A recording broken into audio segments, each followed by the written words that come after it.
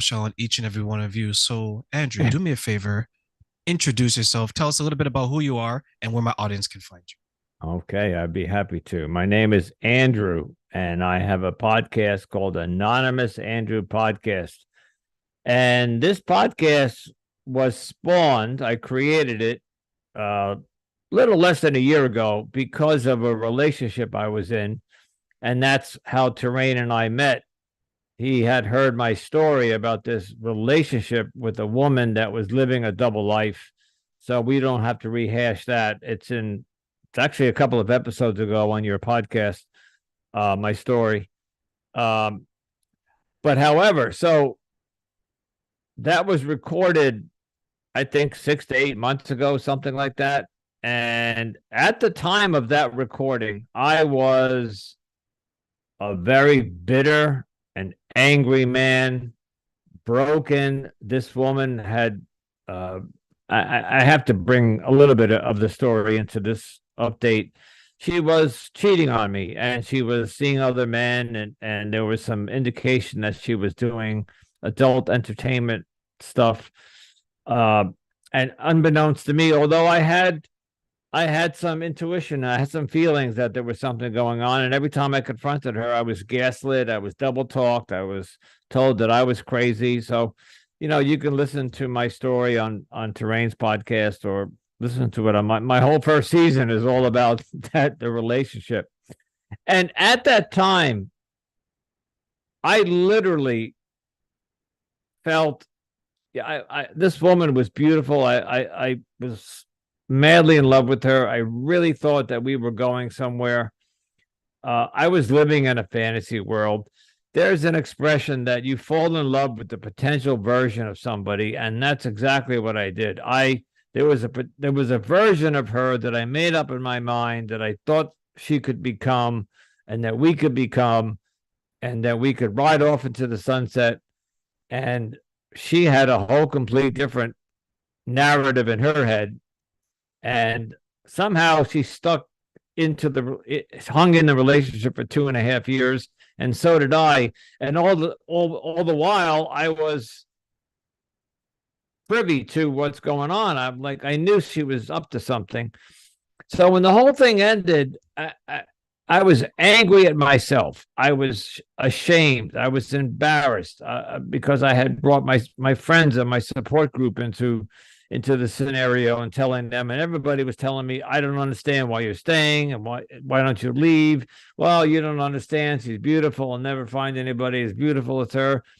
For the audience, I'm 63 years old, and when you get up there, and I'm by no means saying 63 is old, but it's the golden years. I'm a rookie in the golden years. I really didn't think that I would find love again. It just didn't. My heart was broken. She literally, I felt like she ripped the heart out of me and stomped on it. Anyway, so I started this podcast to research gaslighting and narcissism and deception and all that. And I have to tell you, and thank you, Terrain, because Terrain had heard my story and invited me on and we talked about it. But over the past 6 months, maybe seven or so, I have been doing a lot of work on myself. I well, the story I just told you was all about her, what she did to me, poor me, cheating and yada yada. What role did I play in that? Because it takes two. In a relationship, there's two people. And while the other person might be responsible for their actions and what they do, was it something that I was doing that pushed her to do that? Anyway, so I reflected, and another thing was that my whole life, when one relationship ended, I jumped into another one without taking 5 minutes to take a step back and look at my life. And again, another thing that which I'm very open about. I'm an alcoholic in recovery, so a lot of my life there was a lot of drugs and alcohol involved, and so I never had a very meaningful, sustainable relationship with anybody, including my marriage. I was married many, many years ago, 30 something years ago. This time, during when I started the podcast, I not only needed to grieve and process what happened, but I needed to stay single, and I needed to take a deep dive into what role did I play and how did it happen and how can I prevent it from happening again. And of course, my podcast is my journey of all the healing process and the grief and then all that stuff. And now I'm in my second season, and I'm ready. And I never thought I did an episode a couple of days ago where I told my audience that I am now ready. I am happy. I am content.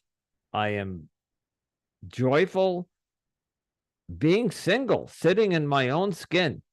Terrain, for years and years and years, I could not be alone. I had to have a woman at my side. It was, and I don't know, some psychologists could tell us what that's all about. But there were times that I couldn't look in the mirror. I didn't like what I saw. Today, I am in a completely different place. I am so happy when I wake up in the morning. I put my 2 feet on the ground. I thank God for another day. And I have been looking for, I'm starting the process now of getting ready to go start dating again. As many of you may know the term cupping season. We're in cupping season. Cupping season is the right before the holidays, like right Thanksgiving, December, Christmas, and then January. The cupping season is when many single people go out and look for their partner, because what's right around the corner from Christmas and New Year's Eve, Valentine's Day is right around that corner. So I didn't come up with that term. It's been a term for a while. I even had to look it up to understand what it meant. So I'm one of those people that I'll probably go through the holiday single, and that's fine. I'm happy with that. What I really found out in this past year of being single was that it's okay to be single. I don't need somebody next to me. I would like to have somebody. And then I discovered that there's this term between want and need. Do I need a woman or do I want a woman? Do I want a partner or do I need a partner? And I had to make a decision as to which one of those, because it's very important as to between need and want. And today I don't need a partner. I am very capable of, with all those relationships, especially the last one, my whole day and week was catered around her. What time we would talk in the morning, what time we would talk at night, the food that I bought at the grocery store because she was coming over for the weekend. I would, it was all centered around her, and that's not healthy. And I finally, it took time. When they say time heals all wounds, it absolutely does. Because when I spoke to you 6 months ago, I even listened to the recording, I could hear it in my voice. I was bitter. I was angry. I was resentful. I was, thank God I wasn't revengeful, because I'm not that type of person. But today,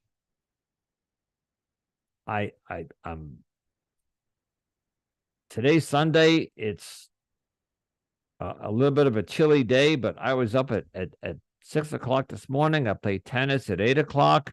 At 10 o'clock, I came back, took a shower, and I met up with my I have three children, 3 adult boys, and I picked up my youngest one, and we hung out this afternoon.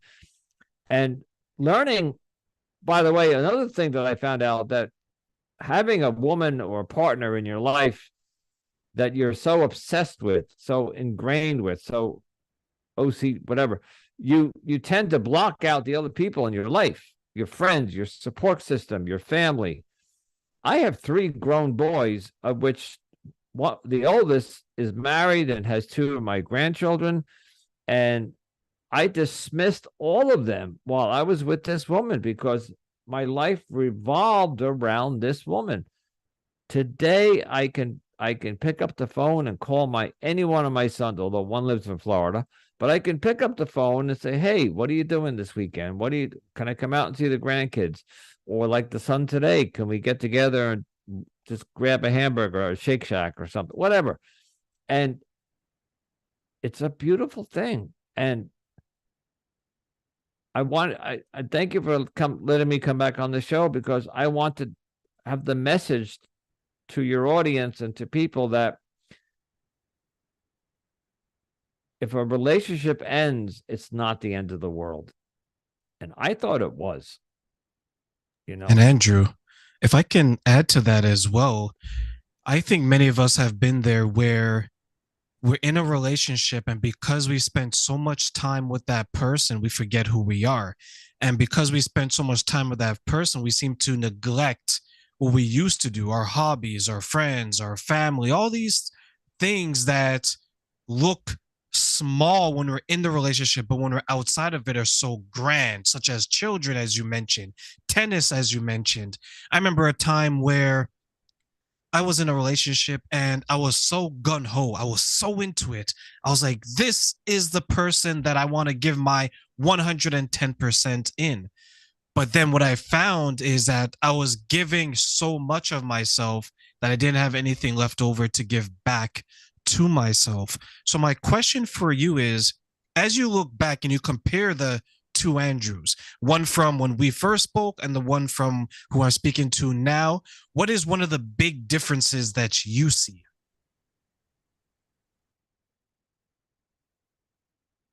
Well, almost everything you just mentioned and more is the first thing that comes to my mind is I have that freedom of when I get up in the morning, the first thing that I don't think of is somebody else. Like, so what time do I call her? I usually call her on the way to work. We're going to talk tonight, or this weekend I have to buy the tickets for the concert we're going to. The single lifestyle, you really gives you that freedom to come and go as you please. You don't have to answer to anybody. In a relationship, a healthy relationship, you could still be involved with that person and make plans and plan your day, your week, your vacation, whatever, with them and around them, but you're still an individual single person. And if you give each other that space, well, I never did that. I would crowd the woman. I would be like, I need you, I need you, I need you. So the biggest difference that I see in myself today is that I am just, for example, today I woke up and I did what I wanted to do, and I did this whole weekend, for example, I got a lot done. And going back to what you said about we neglect some of the things in our life, I have hobbies that I forgot about. Terrain, I make candles. All right. It's a hobby that my dad taught me. And back then we made like regular candles for like Easter dinner or whatever, like the taper candles. But many, many years ago, I got involved with making these molded candles, and it's something that I enjoy doing. It's a creative craft. I forgot doing that. So today after my son went home, I spent the last 2 hours making candles again, which is something that I enjoy. I put on a podcast, or put on some music, and I'm creating, I'm crafting. So I hope that answers your question. You find yourself again. You find who you are, and it's not dependent on somebody else's day or their answer or what they want to do. And let me know when you want to get to the good part about my dating, because I am Absolutely. now. Okay. So No, because I'll say something, Andrew. Everything that you shared, if this is not the good part, I can't wait to get to the good part because what you're sharing is very insightful and allows us to see the contrast of the different people. Because post relationship, after the breakup, that's where many of us skip over the self reflection, the healing, which is so important, right? Like we would go from relationship to relationship, carrying off that luggage, that baggage of the sins of the other person. I'll give you an example. Many times where when I'm dating, if I come out of a relationship, I probably spend a few months in between my relationships. But then one day I sat back and I said, Terrain, your relationships aren't working. The approach you have to them aren't getting you what you want. The end result is the same. It ends, and you're left confused and wanting. So I had to do a lot of self reflection to understand that I am the only constant in an equation that has so many variables because each woman is different. But I'm still the same me. And then once I had an honest conversation with myself, I said, okay, this is where I went wrong. This is where I went wrong. And this is what I did to contribute to the breakup. Because some of us will be arrogant and say that, oh, all these women are crazy and all these yep, men are deadbeats. We blame yep. everyone else because it's Hmm. easier to shift the blame. So when you said that you're moving forward now and you mentioned the quote unquote good parts, what are some of the things that are working for you during your now new dating experience? First, I wanted just to comment on what you said. So if you break and end a relationship and go on to the next one and then do it again 18 months later, we call that the definition of insanity. Doing the same thing over and over again, expecting different results. And you have to break that pattern. And I just broke that pattern. Um, so what am I doing for myself? One of the things that in my podcast, at the end of my podcast, each episode, I ask people if you're in a dating relationship or you're in a situation where you need to, let's say you're dating somebody and they want to commit. You're dating for 6 weeks, 2 months, and the commitment, like, do you want to be exclusive? That conversation comes up. What I have found is that one should sit down. Let's say say you're a woman and we're dating and we have this conversation about I'd like to be exclusive with you. Instead of knee-jerk reaction and saying, I would love that, stop and say, can I think about that for a day or two? And then go home and make a list of pros and cons, or this might work for me, but come up with something for yourself where you close your eyes and look into the future and say, can you imagine myself with this person? Are there any red flags? Are there any green? What are the green flags? We talk about red flags in relationships. One of the things that I was taught during this past year was look for some of the green flags. There are some good people out there. And when you've been burnt and hurt so many times, you're so cautious going into the next relationship that you're looking for those red flags. Oh, she said this, oh, she did that, or you're analyzing words in a text message and you're looking for anything that you could say, oh, red flag. No. I used to say that I have to say this carefully. I used to say that my picker was broken. Not my pecker, but my picker. My picker was broken. My picking women.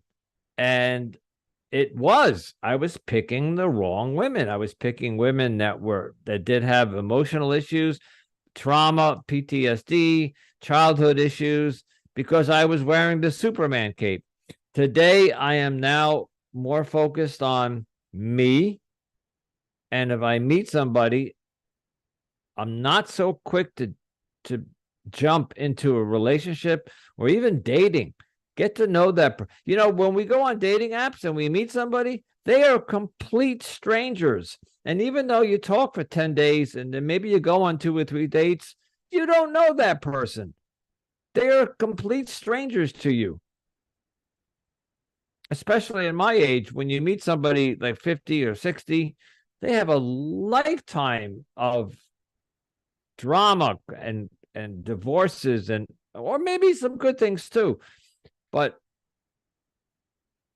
I'm looking for the green flags as well as the red flags, and I'm taking my time, and I'm the way I go about looking for love today is completely different than the way it used to be.